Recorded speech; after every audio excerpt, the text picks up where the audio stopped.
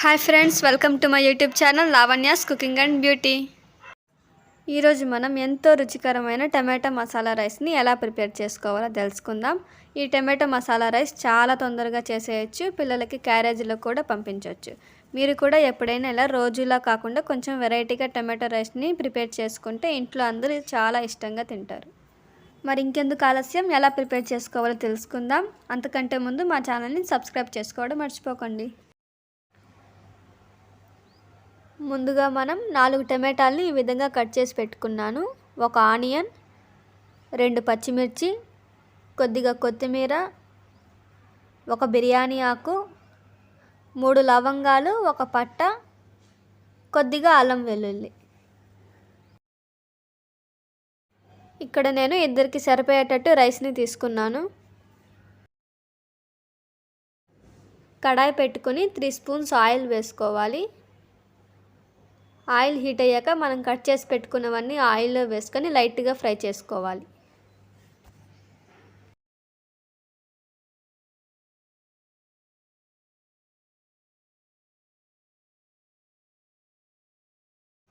ఇలా బాగా కలుపుకొని ఒక 2 మినిట్స్ మూత పెట్టేసేయాలి.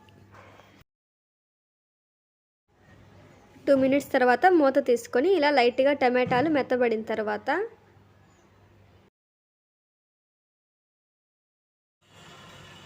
రుచికి సరిపడా సాల్ట్,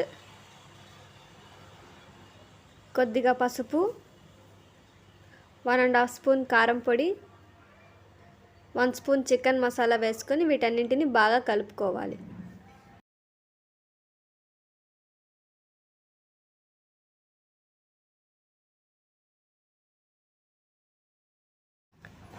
ఇలా బాగా మెత్తబడిన తర్వాత ఒక చిన్న గ్లాస్తో వాటర్ పోసుకొని ఇంకో 2 మినిట్స్ సిమ్లో పెట్టుకోవాలి.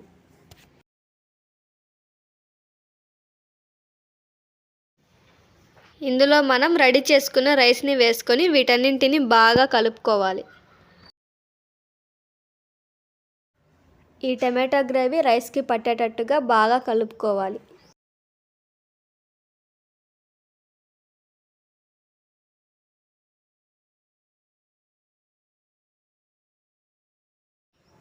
స్టవ్ ఆఫ్ చేసుకొని కొత్తిమీరతో గార్నిష్ చేసుకుందాం. ఇంతే ఫ్రెండ్స్, చాలా సింపుల్గా టమాటా మసాలా రైస్ రెడీ అయిపోయింది. మీరు కూడా ఇలా రోజులా కాకుండా వెరైటీగా చేయండి. టేస్ట్ అయితే చాలా బాగుంటుంది, బిర్యానీ టేస్ట్ లాగా ఉంటుంది. తక్కువ టైంలోనే మనం ఈజీగా ప్రిపేర్ చేసుకునేయచ్చు. మీకు కనుక ఈ వీడియో నచ్చినట్టయితే లైక్ చేయండి, షేర్ చేయండి, సబ్స్క్రైబ్ చేయండి. మరిన్ని కొత్త వీడియోస్ కోసం మా ఛానల్ని ఫాలో అవ్వండి. మీరు కూడా తప్పకుండా ట్రై చేసి మీకు ఎలా వచ్చిందో మా కామెంట్ రూపంలో తెలియజేయండి. Okay, bye.